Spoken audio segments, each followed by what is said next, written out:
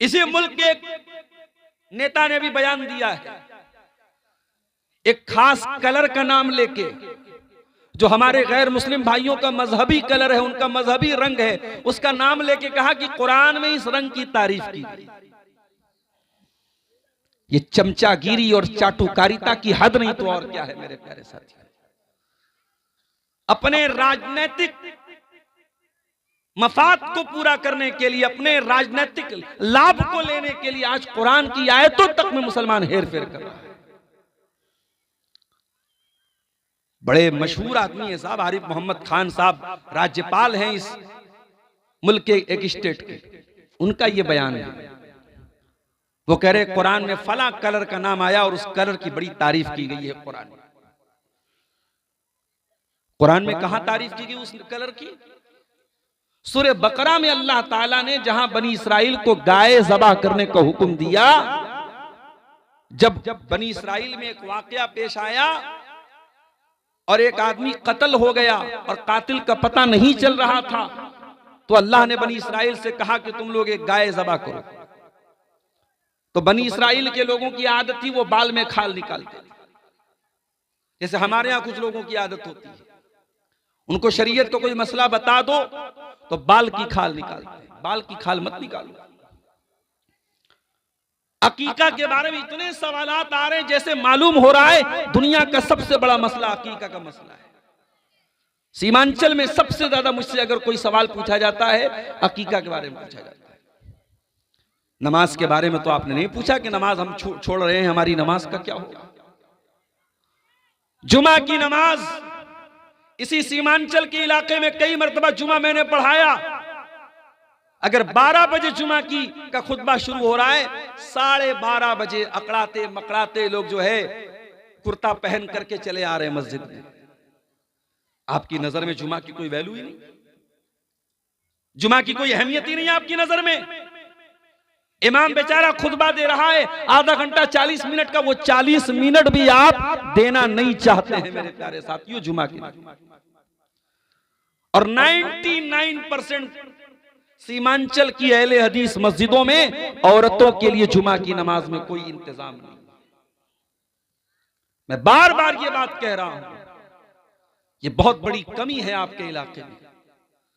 और अगर शेरशाहबादी कौम को और आपको अपनी कौम को अगर तालीम से जोड़ना है, अपनी लड़कियों को गलत रास्ते पे जाने से बचाना है, अपनी कौम की बेटियों को इर्तिदाद से बचाना है, तो माफ कीजिएगा ये मेले ठेले वाले जलसों से सिर्फ काम नहीं बनेगा मेरे साथ। सबसे पहला काम आपको क्या करना पड़ेगा?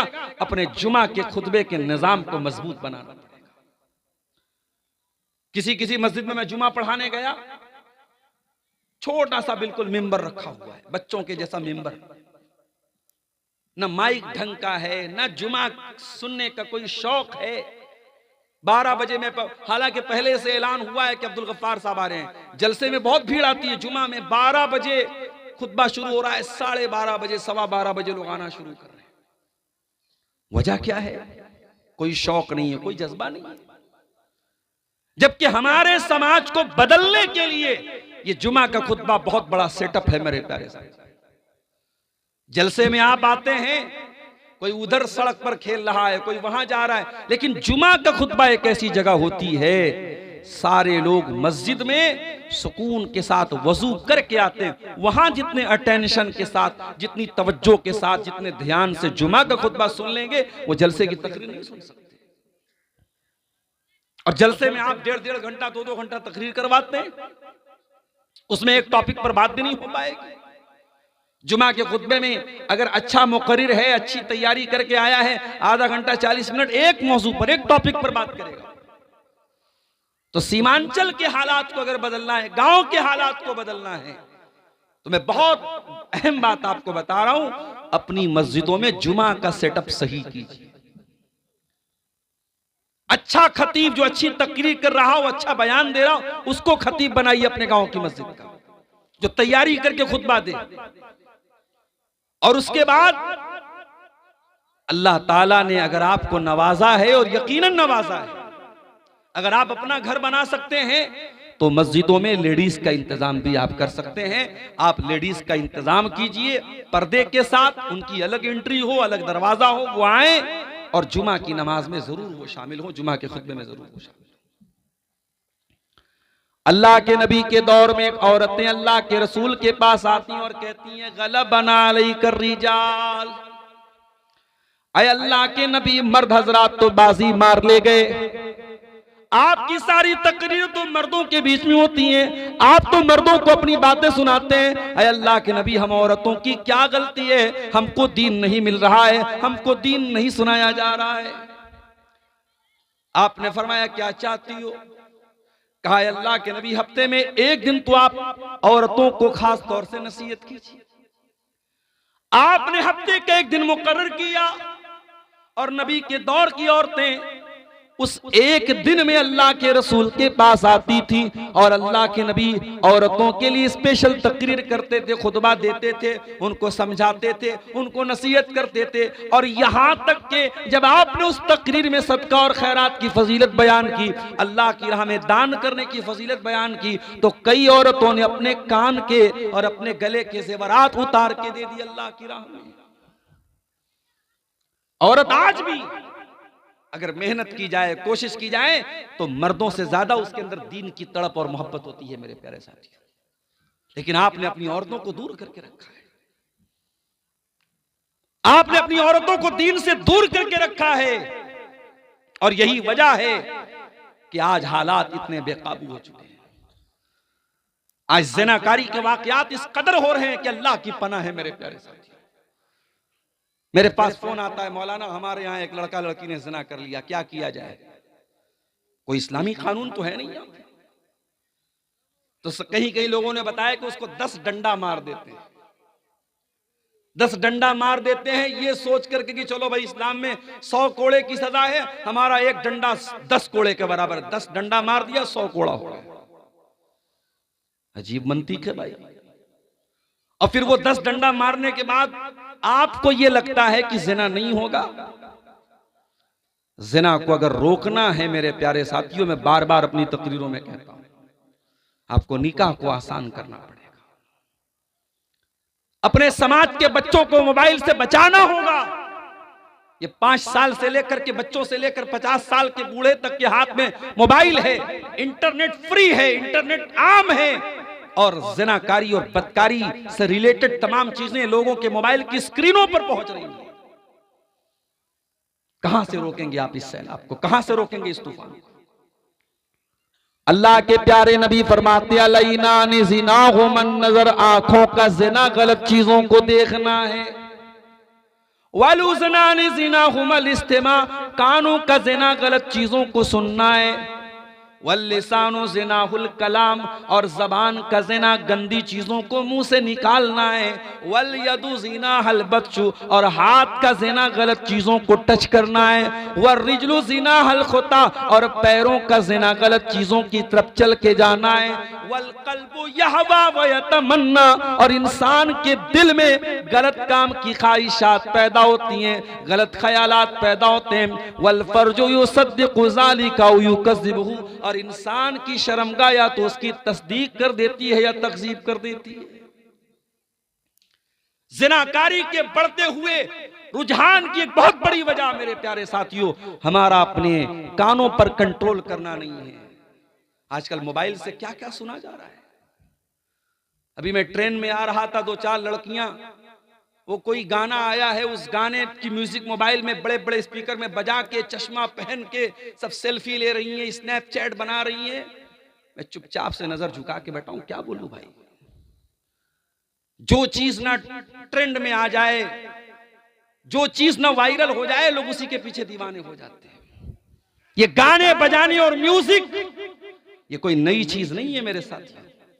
अल्लाह ने इब्लीस को जब छूट दी थी तो इस बात की भी छूट दी थी, वस्तफ़्ज़िज़ मन इस्तताअत मिनहुम बिसौतिक, ऐ इब्लीस तू अपनी आवाज के जरिए मेरे बंदों में से जिसको चाहेगा तू गुमराह कर सकता है, मैं तुझको छूट दे रहा हूं।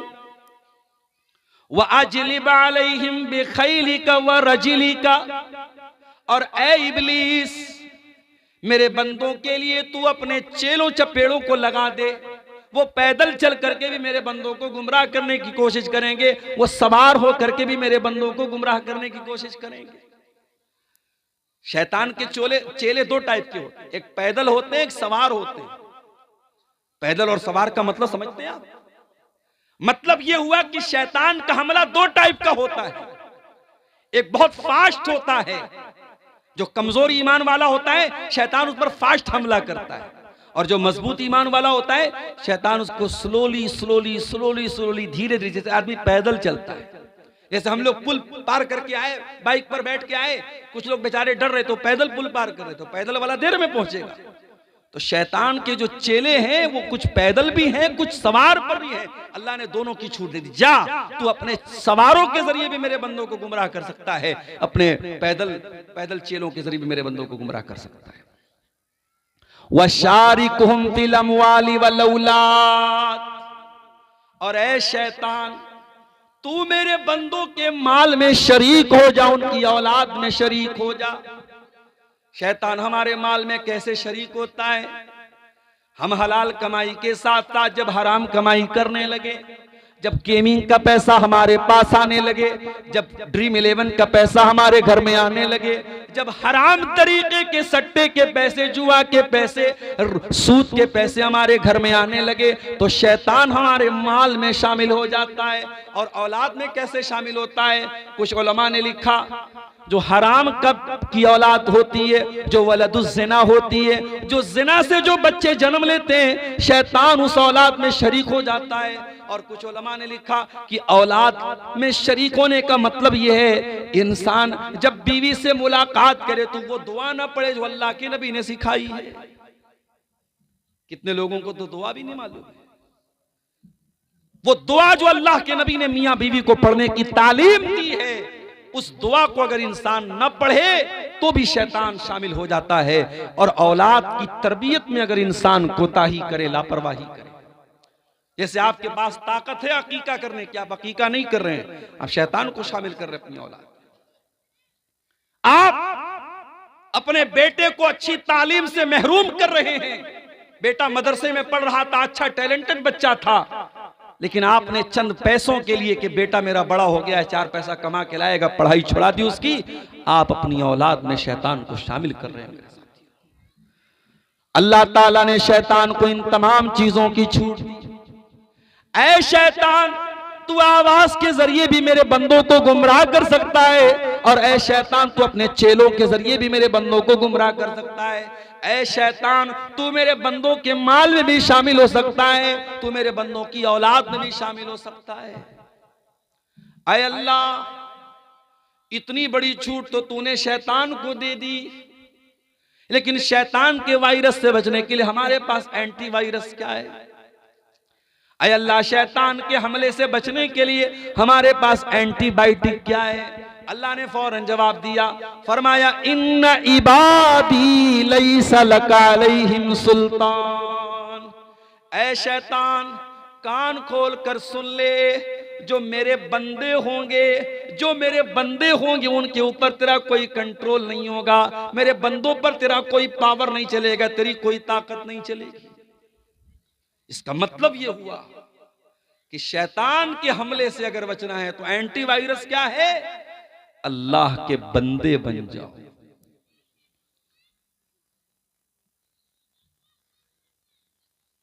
कहां गरम का? अल्लाह के बंदे बन जाओ। बंदे कैसे बनोगे अल्लाह के?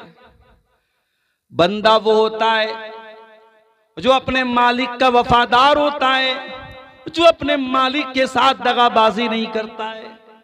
जो मुसलमान नमाज में आकर के इय्याका नअबुदु व इय्याका नस्तईन, ऐ अल्लाह हम तेरी ही इबादत करते हैं और तुझ ही से मदद मांगते हैं, और मस्जिद के बाहर निकलने के बाद वो 11वीं शरीफ का खिचड़ा बनवा रहा है, बिरयानी बनवा रहा है।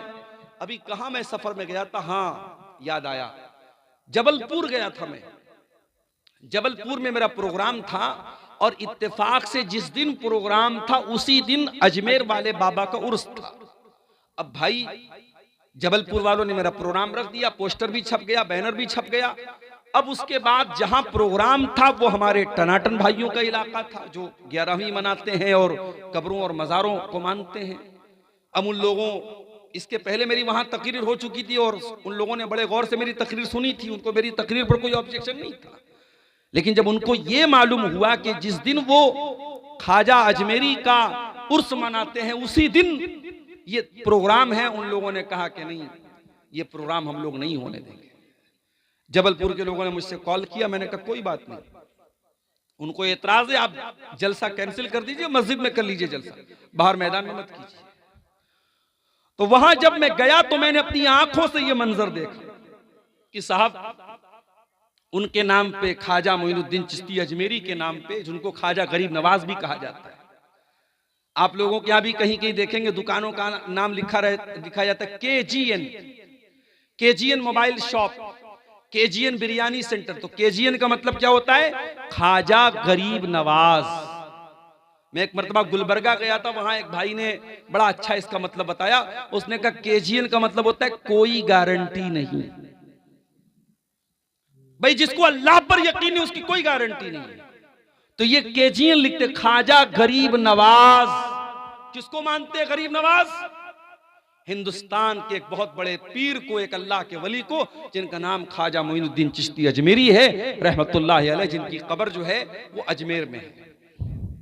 और कितने मुसलमान हैं पूरी फैमिली के साथ, जैसे हज करने जाया जाता है, जैसे उम्रा करने जाते हैं, वैसे आप हमारे बनारस में और बिहार के बहुत सारे इलाकों में आप देखिए पूरी पूरी बस भर के जाते हैं, अजमेर बाबा के दरबार में जाते हैं। और वहां मैं तो गया नहीं हूं, अजमेर से गुजरा हूं, लेकिन मजार पे नहीं गया हूं। वहां लोगों ने बताया जन्नती दरवाजा भी है, एक दरवाजा भी लगा है, उसमें अकीदा यह है कि इस दरवाजे से जो गुजर जाएगा वो जन्नत में चला जाएगा। अय अजमेर में नकली जन्नती दरवाजा बनाने वालों, तुम जनाब मोहम्मद रसूलुल्लाह से बढ़ के तो नहीं हो गए।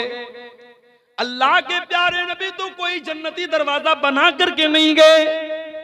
हाँ, आपने ये जरूर कहा तमन आतानी दखलल जन्ना, जो मेरी इताअत करेगा वो जन्नत में जाएगा। वमन आसानी फकद अबा, और जो मेरी नाफरमानी करेगा वो इनकार कर रहा है जन्नत में जाने से। आपने तो जन्नत की गारंटी नहीं दी थी अपने साहबा को। हाँ, आपने यहां तक फरमाया कि ऐ मेरी बेटी फातिमा तू कान खोल करके सुन ले, या सफिया बिन्त अब्दुल मुत्तलिब, ऐ मेरी फूफी सफिया तुम भी कान खोल करके सुन लो, या अब्बास अपने अब्दुल मुत्तलिब, ऐ अब्बास ऐ मेरे चचा तुम भी कान खोल करके सुन लो, ऐ मेरे खानदान के लोगों, ऐ मेरे कबीले के लोगों तुम कान खोल करके सुन लो, अनक़िज़ू अनफुसकुम मिनन्नार, अपने आप को जहन्नम की आग से बचा लो। फ़इन्नी ला उग़नी अन्कुम मिनल्लाहि शैया, मैं अल्लाह के अज़ाब के मुकाबले में तुम्हारी कोई मदद नहीं कर सकता। इस कायनात का आखिरी नबी अपनी बेटी से कह रहा है कि मैं तुम्हें अल्लाह के अज़ाब से नहीं बचा सकता। अपने चचा से कह रहा है कि मैं तुम्हें अल्लाह के अज़ाब से नहीं बचा सकता। और आज के ये लोग, इन्होंने जन्नती दरवाजे बना के रखे कि इस दरवाजे से जो गुजर जाएगा वो जन्नत में चला जाएगा। मुसलमानों, हमसे बड़ा दगाबाज और मक्कार कौन होगा? हमने अल्लाह ताला से जो वादा किया उस वादे को हमने तोड़ दिया है। इन्ना इबादी लैसा लका अलैहिम सुल्तान, अल्लाह ने शैतान से कहा था जो मेरे बंदे होंगे, जो हकीकत में मेरे बंदे होंगे, उनके ऊपर तेरा जोर नहीं चलेगा। हम तो शैतान के गुलाम बन गए। कोई शिर्क कर रहा है, कोई ज़िना कर रहा है, कोई चोरी कर रहा है, कोई बेईमानी कर रहा है, कोई भाई की जमीन पर कब्जा कर रहा है, कोई बहन की जायदाद खा रहा है। हम तो अपनी ख्वाहिशों के बंदे बन गए, हम तो रुपये पैसे के बंदे बन गए। हम अल्लाह के बंदे कहां बने मेरे प्यारे साथी? अल्लाह के बंदे बन जाओ, शैतान का कोई जोर नहीं चलेगा तुम पर। तो ये जो नाच गाना और म्यूजिक है जिसके जरिए आज हम अपने कानों को लज्जत पहुंचा रहे हैं, ये भी शैतान की बहुत बड़ी चाल है। और समाज में जिना के फैलने की एक बहुत बड़ी वजह ये मोबाइल का गलत इस्तेमाल भी है मेरे प्यारे साथी। इस मोबाइल ने एक काम और किया, वो इस्लाम जो एक गैर मर्द औरत को तन्हाई इख्तियार करने से मना करता है, आपकी लड़की जवान हो जाए, किसी गैर महरम लड़के के साथ, किसी गैर महरम मर्द के साथ तन्हाई इख्तियार करने की जवान लड़की को इजाजत नहीं है। और ये भी कान खोल करके सुन लो, लड़की जवान कब होती है? जरूरी नहीं कि 15 साल की हो जाए, 16 साल की हो जाए तब वो जवान होती है। जब लड़की बालिग हो जाए, जब शरीयत की नजर में लड़की बालिग हो जाए तो उसके ऊपर पर्दा करना फर्ज हो जाता है। एक बालिग लड़की को जो बुलूगत को पहुंच चुकी हो, जिसको मेंसेस आने लगे हो, जिसके ऊपर नमाज फर्ज हो चुकी हो, उस लड़की को किसी गैर मर्द के साथ तन्हाई इख्तियार करने की इजाजत नहीं है। यहां तक कि कुरान पढ़ाने वाला टीचर भी अगर है, उसके साथ भी आपकी लड़की अगर जवान हो चुकी है तो किसी मर्द टीचर के साथ तन्हाई इख्तियार करने की इजाजत नहीं है। साइंस पढ़ाने वाला, मैथ पढ़ाने वाला, इंग्लिश पढ़ाने वाला टीचर भी तन्हाई में आपकी बेटी को पढ़ा रहा है तो ये गलत है। आप फितनों को दावत दे रहे हैं, आप गलत काम को दावत दे रहे हैं।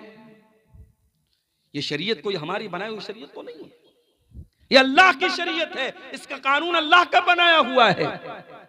और अल्लाह के रसूल फरमाते हैं, ला यख्लुवन्न रजुलुम बिइम्रातिन इल्ला वसालिसुहुम शैतान। खबरदार, कोई मर्द किसी औरत के साथ तन्हाई इख्तियार न करे, क्योंकि तीसरा वहां पर शैतान होता है। आप ये सोच रहे हैं आपकी लड़की तो आपके घर में सो रही है, अपने बिस्तर पे सो रही है। नहीं नहीं, इंस्टाग्राम पे वो 20-20 लड़कों के साथ है, व्हाट्सएप पर 20-20 लड़कों के साथ है, फेसबुक पर 15-15 लड़कों के साथ वो चैटिंग कर रही है। आपकी लड़की अकेली होकर के भी अकेली नहीं रह गई सोशल मीडिया के दौर में। मेरे भाइयों, आज ये सोशल मीडिया हमारे समाज के नौजवानों को, लड़कों को, लड़कियों को हराम रिश्तों में और हराम रिलेशनशिप में इनको जोड़ रहा है, इनको बांध रहा है। और अंजाम क्या है इसका? अंजाम इतना भयानक है कि आप सोच भी नहीं सकते। अंजाम यह है कि भाई नकली आईडी बना करके चैटिंग कर रहा है अपनी ही बहन से, बहन भी नकली नाम से चैटिंग कर रही है अपने ही भाई से। भाई को नहीं मालूम कि मैं अपनी बहन से बात कर रहा हूं, बहन को नहीं मालूम कि मैं अपने भाई से बात कर रही हूं। दोनों ने नकली आईडी बनाई हुई है। एक दूसरे से प्यार और मोहब्बत की बातें करने के बाद जब मिलना तय हुआ, होटल का कमरा तय हो गया, और उस होटल में जब वक्त मौऊद पर, वक्त मुकर्ररा पर जब लड़का मिलने जाता है, क्या देखता है कि अपनी ही सगी बहन से वो मिलने जा रहा है। दोनों ने एक दूसरे को देखकर शर्म से नजरें झुका ली और वहां से वापस चले गए। हो लोगो, तुम किसी और की बहन बेटी के साथ जो काम करने जा रहे हो सकता है कि वही काम तुम्हारी बहन बेटी के साथ कोई और करने वाला हो। इसी तक़ुल्लाह हक़्क़ तुक़ातिही वला तमूतुन्न इल्ला व अंतुम मुस्लिमून। या अय्युहन्नासुत्तक़ू रब्बकुमुल्लज़ी ख़लक़कुम मिन नफ़्सिन वाहिदा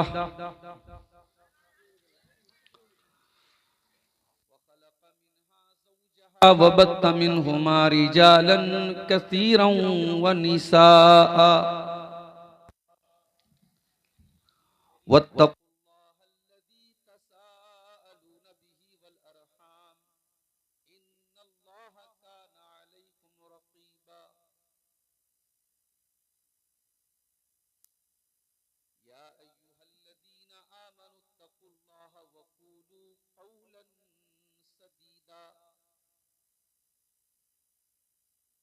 युस्लिह लकुम अअमालकुम व यग़फिर लकुम ज़ुनूबकुम व मन युतिइल्लाह व रसूलहु फ़क़द फ़ाज़ फ़ौज़न अज़ीमा। अम्मा बअद फ़इन्न खैरल हदीथ किताबुल्लाह व खैरल हदी हदी मुहम्मदिन सल्लल्लाहु अलैहि वसल्लम व शर्रल उमूरि मुहदतातुहा व कुल्ल मुहदततिन बिदअह व कुल्ल बिदअतिन दलालह व कुल्ल दलालतिन फिन्नार।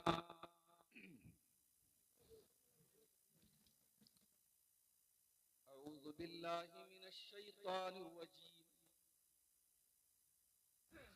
बिस्मिल्लाहिर रहमानिर रहीम।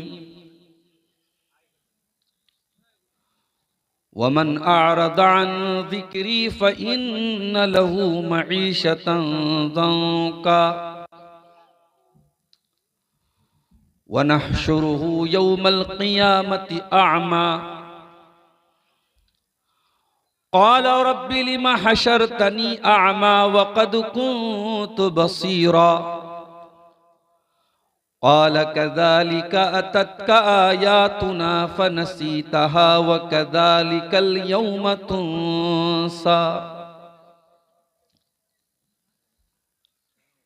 वक़ाल नबी सल्लल्लाहु अलैहि वसल्लम बदाल इस्लामु गरीबा व सयऊदु कमा बदा गरीबा फतूबा लिल गुरबा। रवाहु मुस्लिम।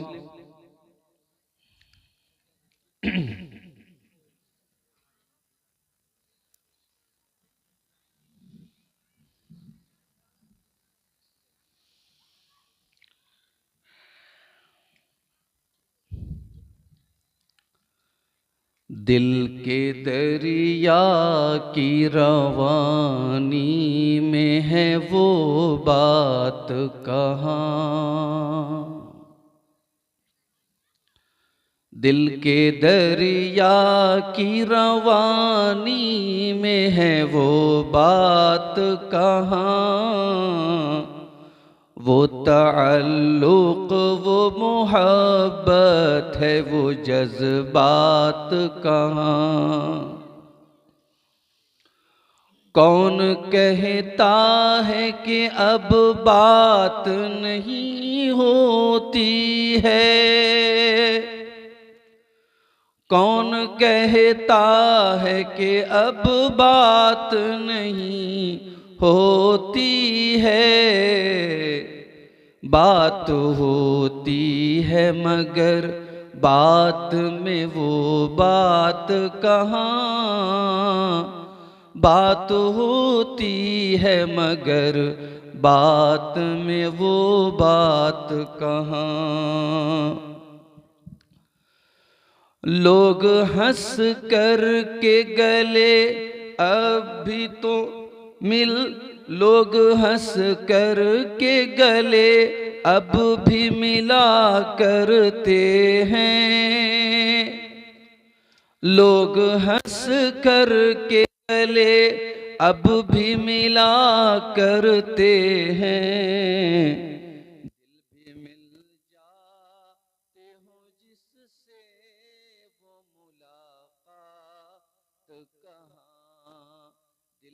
मिल जाते हो जिससे वो मुलाकात कहाँ। बारिशें देख के अब दिल में कसक उठती है,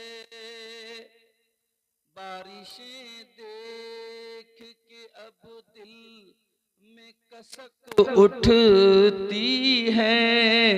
मन की कलियों भिगो दे जो वो बरसात कहाँ। अब तो खैरात भी होती है नुमाइश करके, अब तो खैरात भी होती है नुमाइश करके। जो इबादत को छुपा लेती है वो रात कहाँ। आजकल एक डिबेट बड़ा वायरल हुआ था मुफ्ती शमाइल नदवी और जावेद अख्तर के बीच में, और जावेद अख्तर जो एक मुसलमान खानदान से उनका ताल्लुक है, और वो अल्लाह को नहीं मानता है। वो इंसान वो कहता है कि इस दुनिया का कोई रब नहीं है, कोई बनाने वाला नहीं है।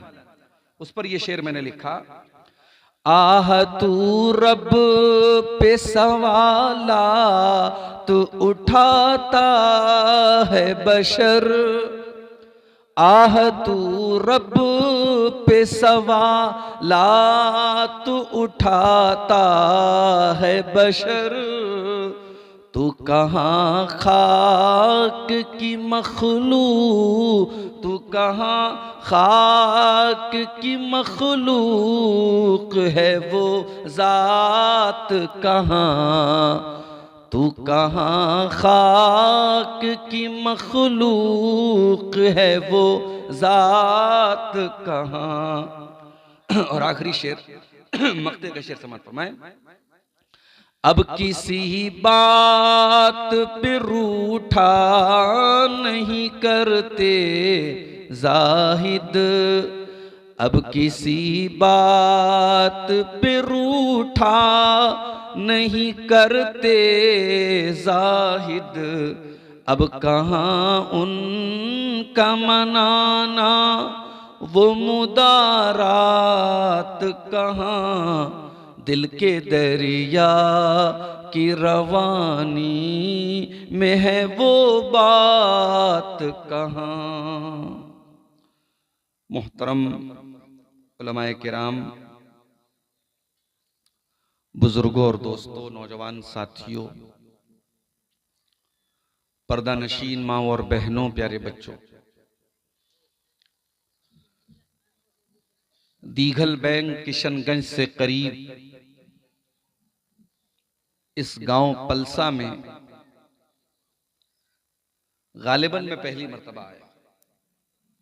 इसके आसपास शायद कुछ गांवों में आना हुआ है, मगर इस गांव में पहली बार आया। और आप यकीन करें,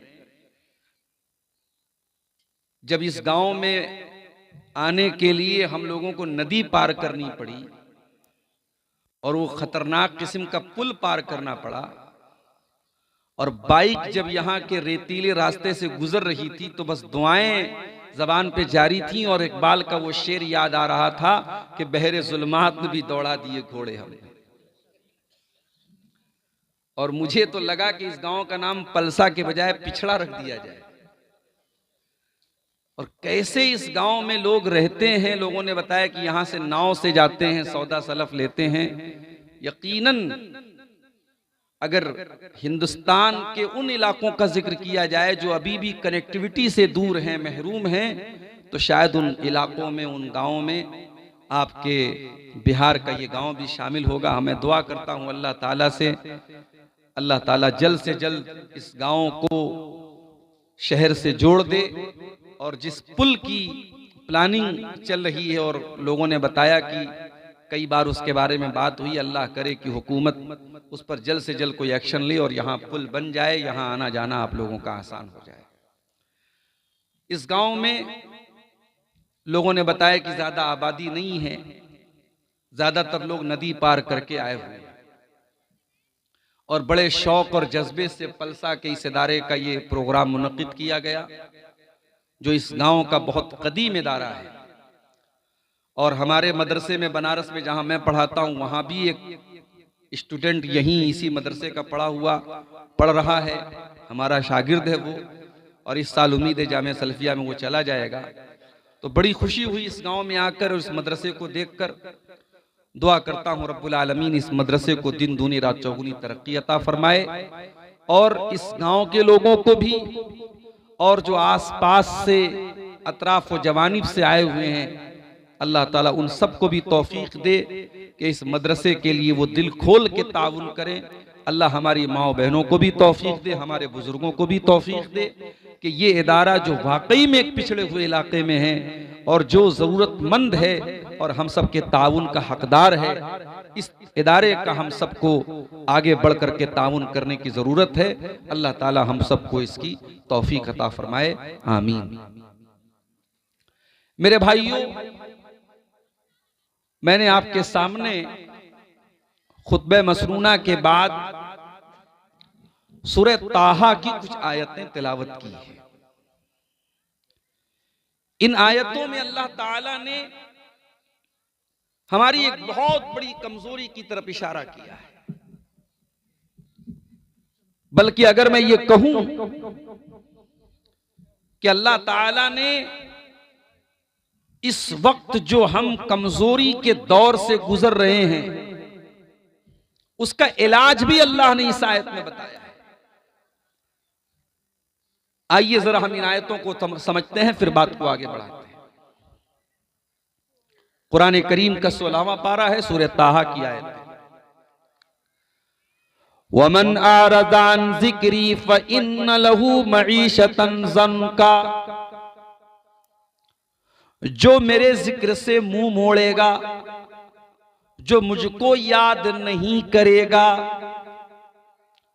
जिसको मेरी याद नहीं आएगी, फ़इन्न लहू मईशतन ज़न्का, हम उसकी जिंदगी को तंगी वाली जिंदगी बना देंगे, प्रॉब्लम वाली समस्याओं वाला जीवन बना देंगे उसका।